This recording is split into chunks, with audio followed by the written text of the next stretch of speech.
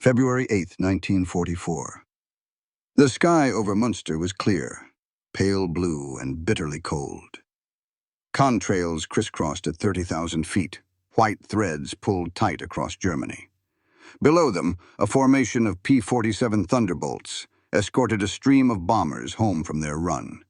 The engines droned in steady rhythm, the air calm for the first time in hours.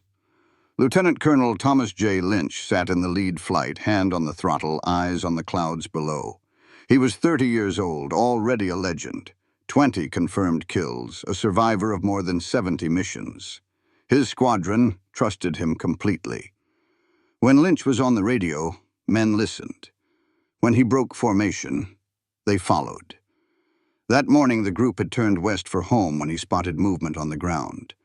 A line of trucks winding through the snow toward a small German town. Smoke rose from their engines. To Lynch, it was an invitation. The war was ending, he thought. One more dive, one more strike. He rolled his aircraft inverted and pushed the stick forward. The P-47 dropped like a falling hammer, air screaming over the canopy. His wingmen shouted, "Tommy, stay high! We've done our job!" The radio crackled again.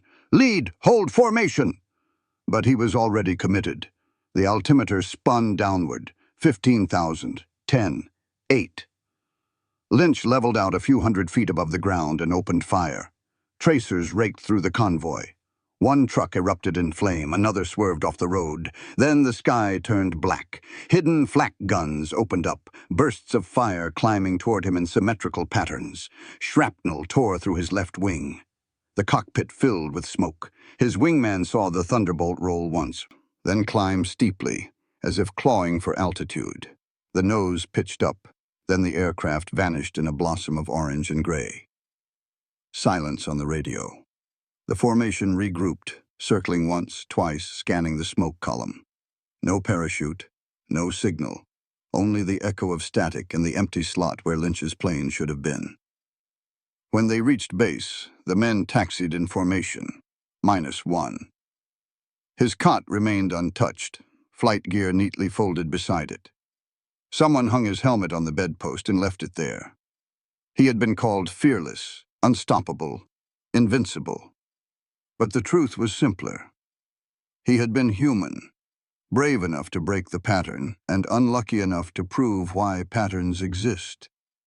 In every air base from England to Italy, young pilots whispered the same legend, that the best flyers were the ones who broke away, who trusted instinct more than orders. The stories were old before the war even began. In training films, aces were portrayed as lone hunters who dove through clouds, turned impossible odds, and came home with smoke trailing from their wings. Posters showed smiling men in leather jackets with the word "fearless" printed underneath. Thomas J. Lynch grew up on those myths. To him, the sky was not a formation, but a frontier. He had joined the Army Air Corps before Pearl Harbor, when the job still felt romantic. His first kills came not from tactics, but from reflex. He once told a fellow pilot, "If you see the enemy, you go in. That's the whole secret." It wasn't a strategy. It was faith. But by 1944, faith was no longer enough. The air war over Europe had changed from duels to systems. What once looked like courage now looked like interference.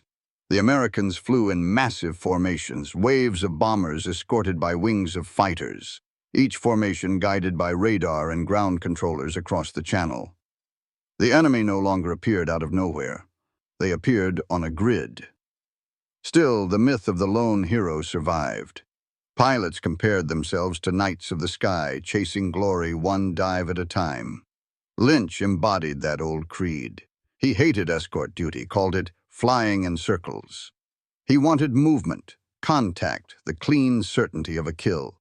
His commanders, though proud of his record, worried about his impatience. "Lynch flies like he's immortal," one report said. The truth was that courage and control had begun to diverge. The new war required teams, not individuals, formations, not improvisation. But the old instinct, one man diving alone against a line of guns, refused to die. When the bombers turned home on February 8th, the radios were quiet, the skies momentarily safe. Lynch saw the column below and reverted to the code he had always lived by. Act fast, strike first, fear nothing. He wasn't reckless, he was consistent. The war around him had evolved, but his idea of heroism had not. That gap, the space between instinct and system, was measured in seconds, and it was there that courage turned fatal. He believed heroism won dogfights. By the time his wingmen saw the smoke rising from the fields, the myth had already burned away. By 1944, the air war over Europe was no longer fought by men. It was fought by systems. Every sortie, every interception, every victory began on the plotting boards of Britain and ended in the wreckage of German fields. The 8th Air Force had become a machine the size of a nation. Its heart beat in operations rooms filled with chalkboards, radios, and teletype machines. When a raid took off, thousands of people on the ground already knew its route, altitude, and timing down to the minute. At its peak, the 8th could put more than 1,000 bombers and 600 fighters into the air in one day. Each bomber formation was protected by fighters flying escort corridors, pre-planned in blocks of time and distance. Air combat was no longer chaos. It was choreography. The Germans answered with machinery of their own. Across occupied Europe stretched the Kammhuber Line, a radar belt that covered everything from the North Sea to the Swiss border. Each sector tracked incoming aircraft, guided interceptors, and coordinated flak batteries. A single P-47 or B-17 showing up on radar could trigger dozens of gun positions within seconds. What once had been a duel between pilots now resembled a contest between networks.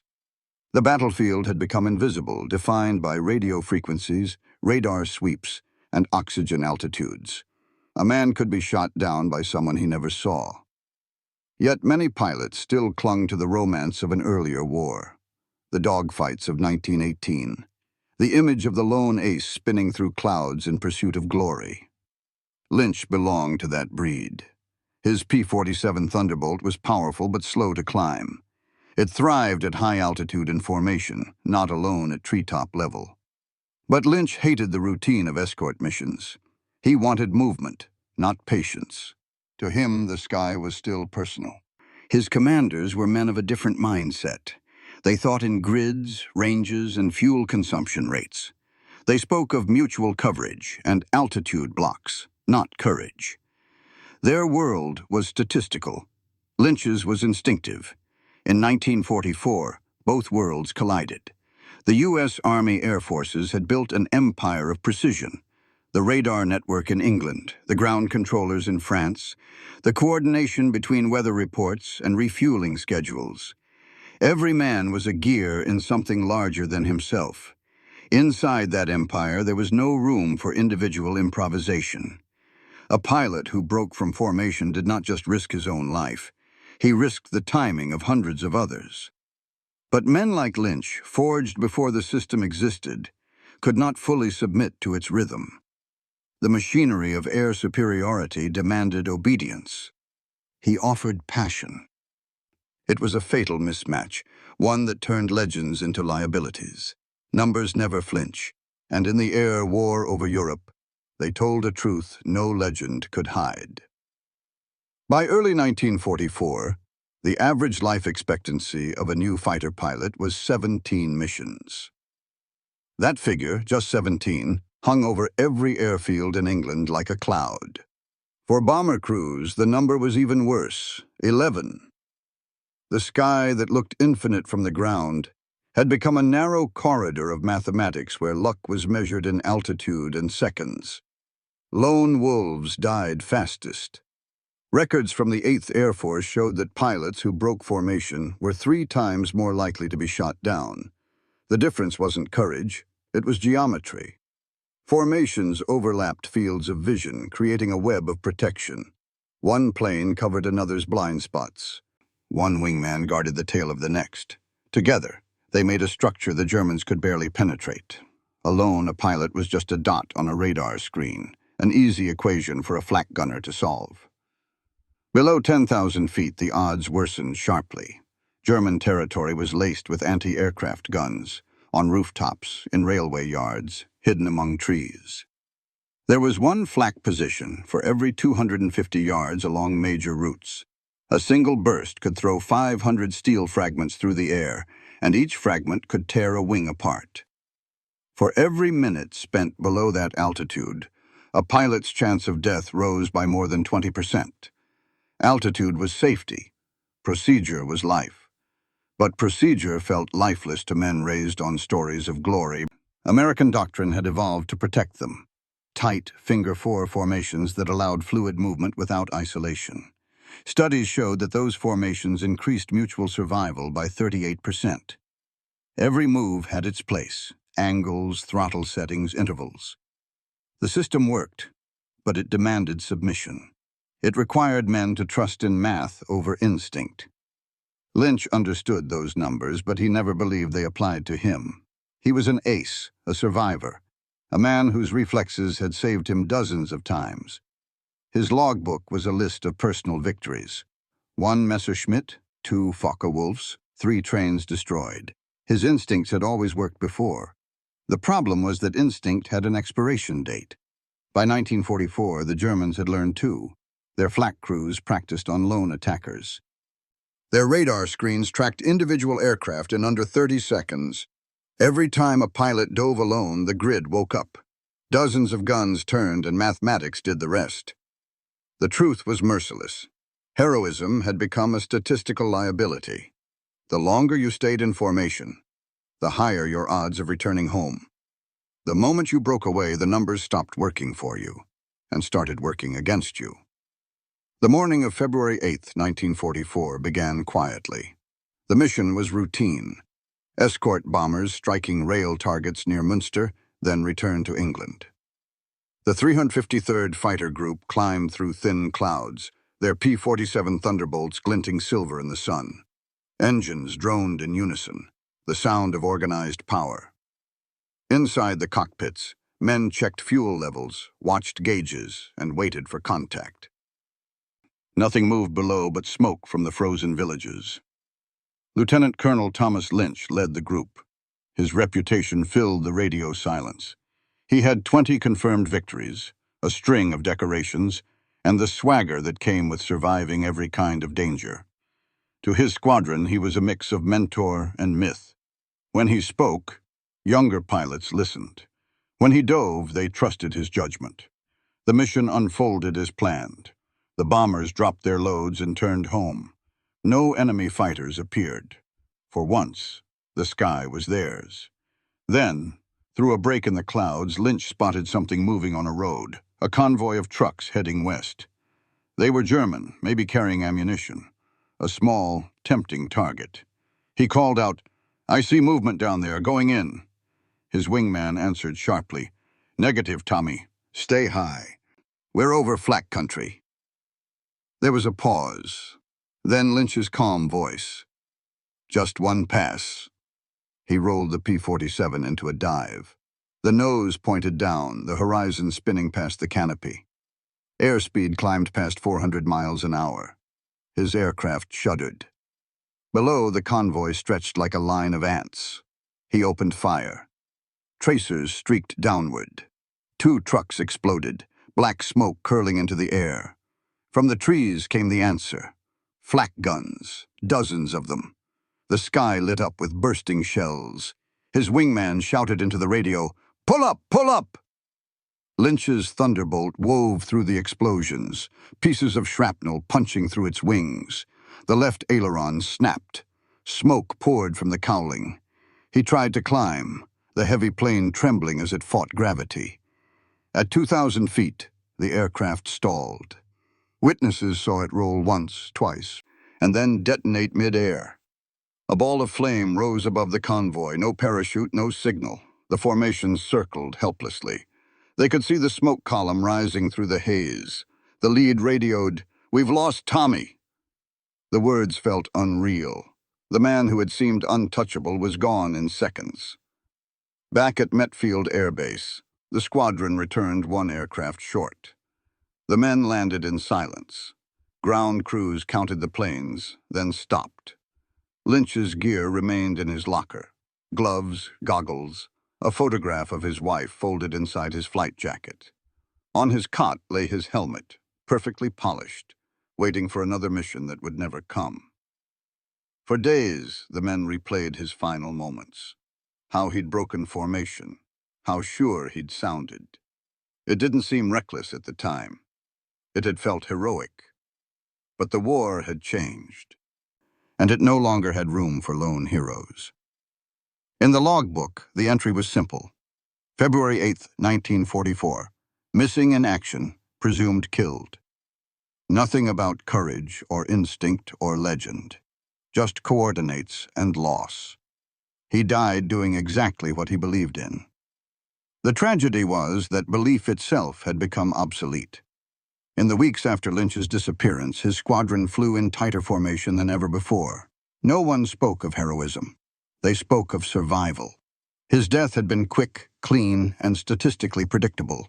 The 8th Air Force Command reviewed the mission reports and issued a simple order. No more unauthorized dives, no more solo attacks below 10,000 feet. The phrase in the report was cold but final. Independent action increases loss probability beyond acceptable threshold. What had once been called bravery was now quantified as error. Lynch's dive became a data point in a new kind of arithmetic. Across the European theater, analysts compiled every pilot loss into charts and graphs. The pattern was clear. Nearly 70% of aircraft destroyed on escort duty had broken formation first. For every lone gun run, 3 pilots died for every one that scored a hit. The lesson was undeniable. Courage, uncontrolled, was just noise in the system. The U.S. Army Air Forces changed its training manuals within weeks. The new doctrine emphasized formation discipline, communication, and collective timing. Pilots learned that the sky belonged not to the bold, but to the synchronized. Mutual coverage replaced instinct. Altitude replaced aggression. The shift was psychological as much as tactical. Men who had been raised to idolize the ace now learned to fear him. The word individualist became a quiet insult, whispered with the same tone once reserved for coward. A hero who acted alone endangered everyone else. The math made it impossible to argue. Coordinated flights showed a 40% increase in mission survival. Every pilot who came home proved the point. By the time spring came, Lynch's name was still painted on the side of his old aircraft, Miss Pat Sick. But the man behind it had become a lesson in restraint. His legend was rewritten into a warning: the fearless die first. In war fought by machines and grids, courage without calculation was not strength. It was static. The sound of a man breaking from formation became background noise in a frequency the system no longer needed. The 56th Fighter Group, nicknamed Zemke's Wolfpack, flew the same skies as Lynch, but their story unfolded in the opposite direction. Where he followed instinct, they followed structure. Where he saw targets, they saw timing. Under the command of Colonel Hubert Zemke, the Wolfpack became the deadliest Allied fighter group in the European theater, not because they were braver, but because they were colder. Zemke was no poet of the air. He was an engineer, a strategist, a man who believed numbers were worth more than nerves. He drilled his pilots endlessly. Every maneuver was standardized. Every roll rehearsed until the men moved like gears in a watch. They trained not for glory, but for efficiency. Formation is life, Zemke told them. If you break it, you die alone. The Wolfpack flew the same P-47 Thunderbolts that Lynch had loved, but their philosophy turned those heavy planes into a coordinated weapon. Instead of chasing targets, they built ambushes. Instead of lone dives, they struck as one. When a German fighter appeared, the section didn't scatter. They folded around it like a trap. On March 8, 1944, the group faced its biggest test. 60 Focke-Wulfs intercepted their escort line over northern Germany. The Wolfpack leader called, "Stay tight, keep your quadrants." The Americans didn't pursue. They waited until the enemy crossed into overlapping fire arcs, then turned together. The sky filled with spirals of metal and smoke. In 10 minutes, the Germans lost 17 planes. Not a single American was shot down. The kill ratio that day, 17-0, was no miracle. It was the math of discipline. Every pilot in the Wolfpack could trust that his wingman would be exactly where he was supposed to be. Their radios spoke in short codes. 1 high, 2 low, 4 clear. Each phrase was an instruction, not a conversation. By mid-1944, Zemke's Wolfpack held the highest victory ratio in the 8th Air Force, over 8-1. Other squadrons wrote about courage. Zemke wrote manuals. He replaced the myth of the lone ace with the image of an air machine where every man was a component. Younger pilots admired the calm. Veterans called it inhuman. But it worked. When news of Lynch's loss reached them, the Wolfpack pilots read it with quiet respect. Some had known him. Many had idolized him. None wanted to die like him. Zemke's reports after that mission used no emotional language. One line captured the transformation of modern air combat. Courage is constant. Coordination is exponential. The Wolfpack proved that heroism could be industrialized. Their success didn't come from instinct, but from the suppression of it. Each flight was a moving equation: distance, altitude, ammunition, timing. And in that equation, the variable of personal glory no longer fit. The Americans still saluted courage. They just stopped trusting it to keep them alive. Across the front lines, the same myth was dying in a different language. The German Luftwaffe had once worshipped its own breed of lone hero. The Jagdflieger, the fighter knight, the man who hunted alone. Men like Günter Rall, Adolf Galland, and Erich Hartmann were celebrated as warriors of instinct, not procedure. Their portraits hung in mess halls. Their kill counts were printed in newspapers. For years, that image sustained the morale of a nation. But by 1944, the reality beneath the legend had already begun to rot. Germany's skies were shrinking. Radar screens lit up with Allied raids every morning, and fuel shortages turned airfields into graveyards of grounded aircraft. The same men who once soared freely were now caged inside a defensive grid. The Kammhuber line, Germany's vast radar network, had become both shield and shackle. Every interception was dictated by radio, every maneuver controlled from the ground. The age of the hunter was over. Oberst Günter Rall, one of Germany's top surviving aces, later recalled the shift. "The war killed the hunter's heart," he said. "We were still brave, but bravery meant nothing without fuel, without wings." His words echoed the same transformation that had claimed Lynch's life on the other side of the sky. Courage had become irrelevant in a war designed by machines. Even the Luftwaffe's best learned that instinct no longer mattered. Pilots who broke from radar control to pursue individual kills were often ambushed by Allied escorts or trapped in flak zones. German command reports from 1944 show that 70% of pilots lost during defensive interceptions had ignored ground instructions. Their names vanished into the same silence that claimed their American counterparts. Both sides had built myths of men who refused to yield. The fearless ace who defied orders and dove into danger. Both sides buried them the same way, under the mathematics of attrition. By 1944, Allied bombers flew in endless chains across Europe. German radar tracked them. Allied radar watched back. Fighters launched, fought, and died according to grid coordinates. It no longer mattered who was braver. The one who obeyed the system lived longer. One German report described the transformation bluntly. "The sky is now a machine. The pilot is a moving part." After the war, Hartmann and Galland, both survivors, spoke about the loss of individuality. "The young men believed they were knights," Hartmann said, "but knights do not survive against factories." In that symmetry lay the quiet truth of the air war. On both sides, courage had outlived its utility.